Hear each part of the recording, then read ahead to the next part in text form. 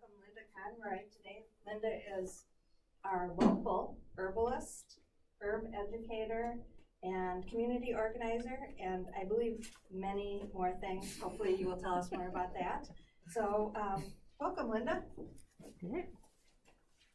Thank you. I have such a lovely day. Is it possible to turn the light down or off? Yeah, that's really nice. Yeah, thank you. Hi, everybody. Welcome. She said my name is Linda Conroy, and I'm an herbalist, and I live here in Stone, just right on the river. So it was nice. I did get to walk to presentations very often. So a beautiful morning, we were able to walk here. And so I'm going to do a presentation for you on growing herbs, and I have to say I'm a reluctant gardener. I have started out my herbal work as a forager, as a wild forager, and that's been a real passion of mine. So you're going to see that in here.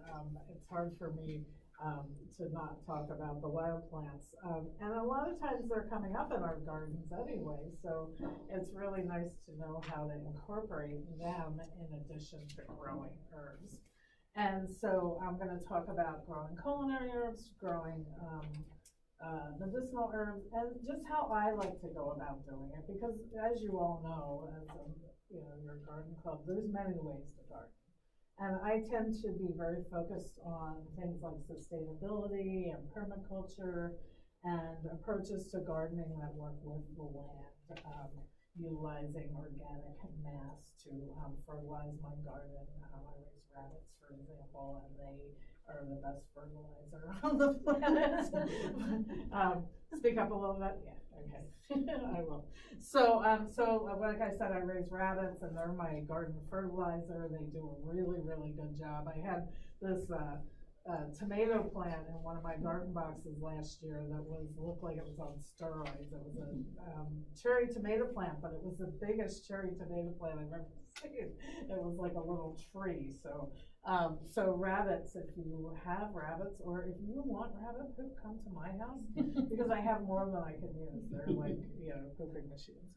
So you can go ahead, Eleanor. Thanks, and for the slide. So my name is Linda Conroy. I'm an herbalist and a wild forager. I grow and wild harvest the vast majority of the herbs that I utilize in my kitchen and that I utilize for making medicine.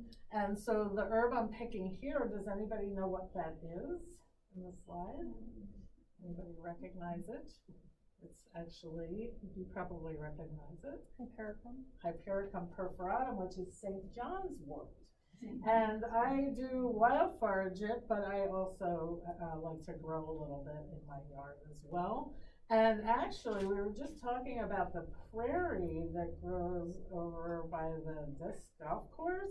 There's a bunch of Hypericum planted there. So if you don't know this plant and you want to go and meet it, you can go and meet it. And it's really cool because if you take the buds and the flowers and squeeze them, they have a red oil in them.